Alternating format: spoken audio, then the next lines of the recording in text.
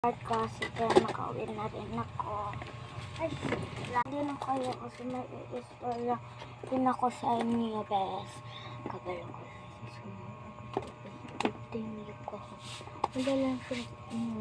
Ay, nandito na palang tayo guys. Ang bilis naman. Christmas pa lang kanina. Mamaya na yun ha.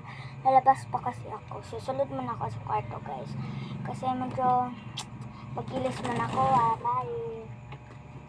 Abot na rin sa kwarto. Butang ko na nga ko dito. Magbibihis muna ako.